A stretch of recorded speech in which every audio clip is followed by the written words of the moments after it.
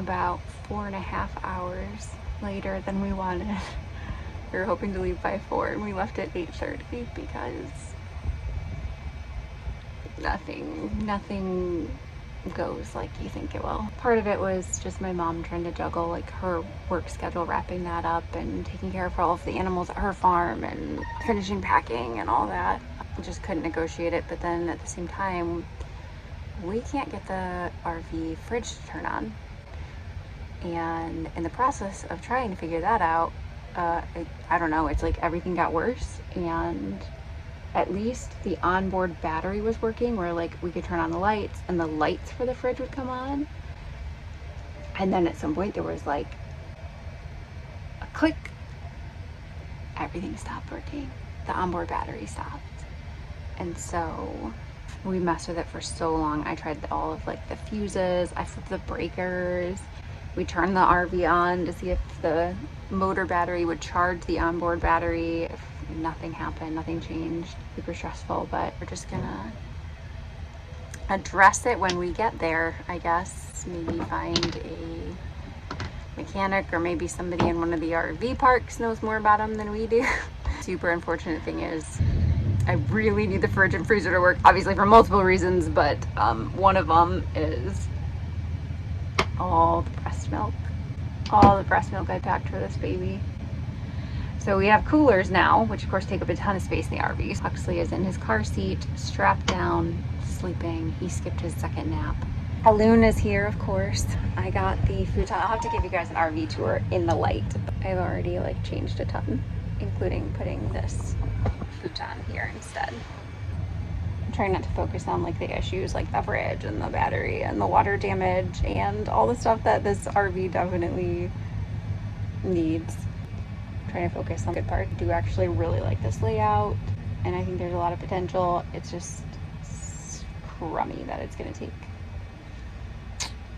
a lot more work than we thought. That's going to get us to where we're going right now, and it's going to give us a place to stay. We just found out that baby is going to have to stay in the hospital for a minimum of 5 days, no less.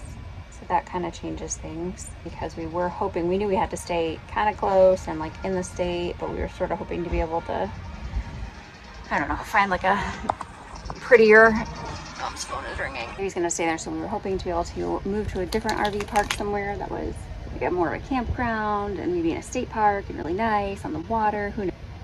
And it doesn't look like that's gonna happen, at least for the first 5 days. Too bad, but I'll let you guys know how this goes. Good morning. It's really loud in here. Day 2. Did not make a ton of progress yesterday. It felt like we should have, because it felt like we were in here driving forever. Played around 2:30 in the morning, slept at a rest stop. Well, slept. I'll use that word lightly. I think I slept for 2 hours. Tossed and turned a bunch. Was fully awake by like just after 5. And then mom woke up around 7:30. We hit the road, probably closing in on 8, I want to say.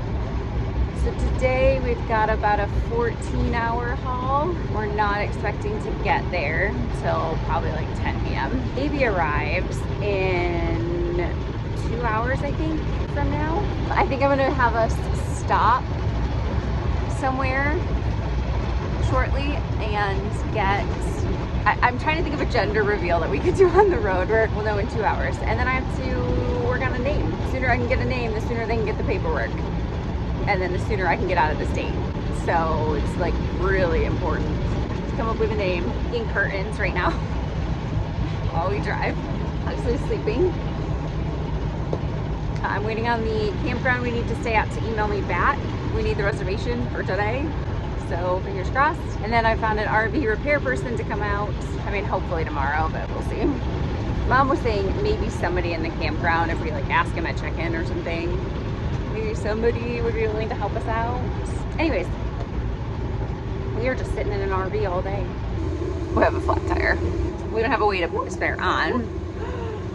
So we're waiting for someone to come and help, and then we'll have to drive to the place and get a tire. It's a good thing that like I already just knew when we left yesterday that there was no chance I was going to see the baby today. Well, at this point, it doesn't matter if we get there at 10 p.m. or 3 a.m. except that we're exhausted. I'll have to try to sleep on the way, and then she is probably in surgery right now. so I'm waiting on her husband to update me. It's here. And I've done my makeup because we're gonna do a little gender reveal. So it's here and we're very excited, but the tire that we just spent like 4 hours probably total getting fixed is flat. We went less than, well, maybe 30 minutes, we'll say, up the road and stopped to get gas. And thankfully someone else at the gas station came and told us that, hey, your tire looks brand new, it's flat. He also said, hey, it looks like you're leaking oil, which is exciting because we just spent,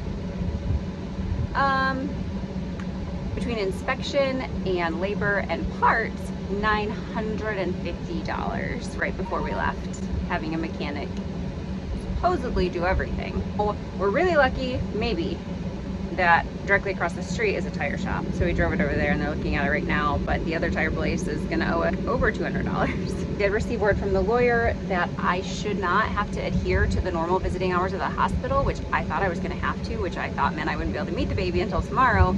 But if it's true, then we should be able to go right to the hospital no matter what time, and I can go see baby. Okay, I'm gonna insert the clip of the gender reveal. I don't know the gender yet. We got a message from the hospital telling us what it is. Okay, we're gonna do the gender reveal. This is what I came up with on the fly, on the road. We have pink for girl and blue for boy. I'm gonna close my eyes, we're gonna see which one it is.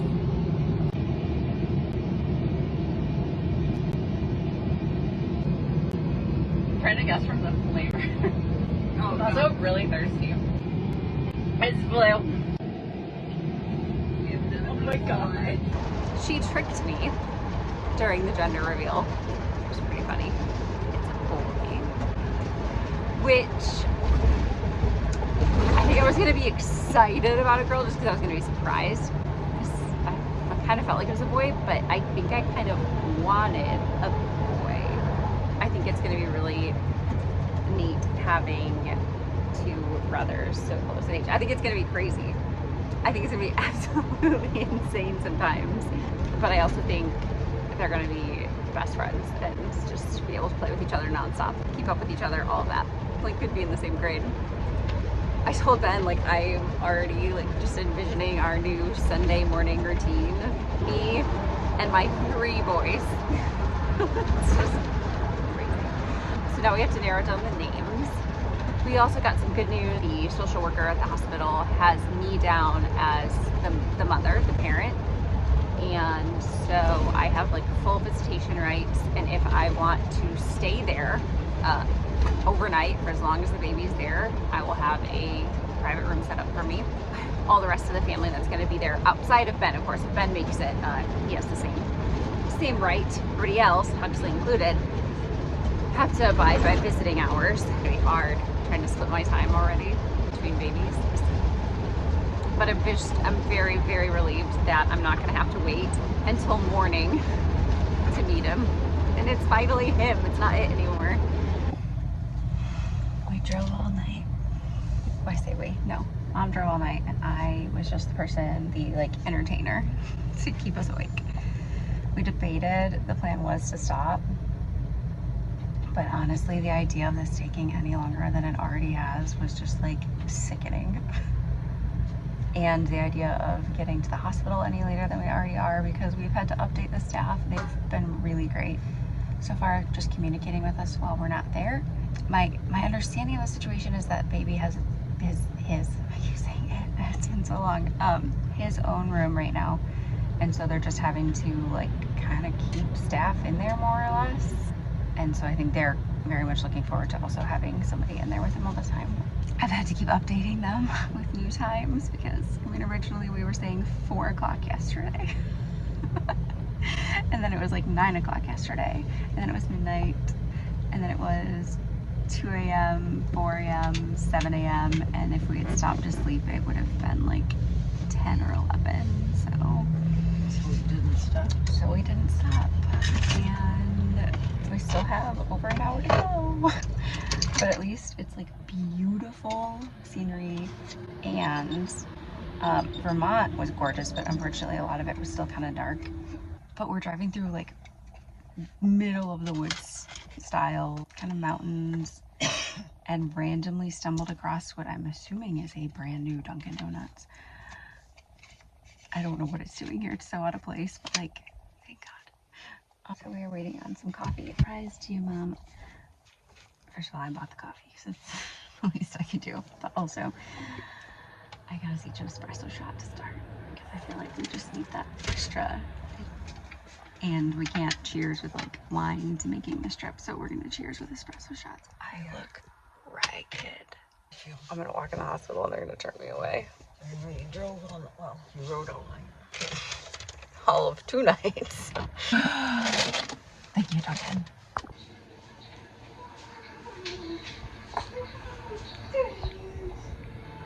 Right here.